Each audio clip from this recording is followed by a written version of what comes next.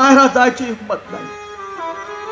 माहेरातला बाप फक्त जाऊ द्या तुम्ही, आणि बाप जिवंत आहे ना तोपर्यंत मुलगी सासरी हिंमत ना नांदते, हिंमत ना, कारण तिचा बाप जिता आहे अजून.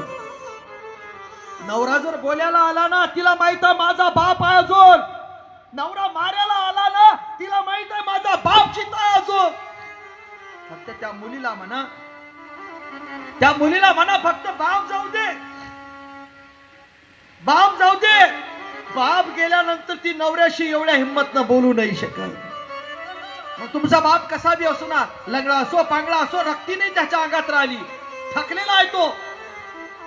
फक्त माहेरात जा आणि मुलीच्या डोळ्यात जर आसू दिसले ना, आईचं दर्शन केल्यावर बापाच्या जवळ जाय. आणि मुलीच्या डोळ्यात जर आसू दिसले, उभं राहता येते तरी तो बाप उभा राहते. मुलीला म्हणा फक्त बापाच्या पुढे जा, बापाच्या छातीला चिटक.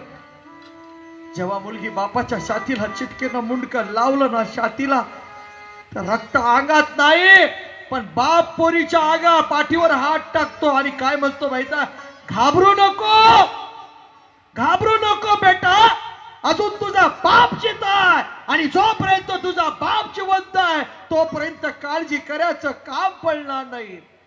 माहेरातली डोक्यावरून हात फिरवणारी माय जाऊ द्या आणि पाठीवर हात टाकणारा बाप जाऊ द्या, जगात तुम्ही अनाथ झाल्याशिवाय राहत नाही. सर्वात मोठा दैवत आई बाबा.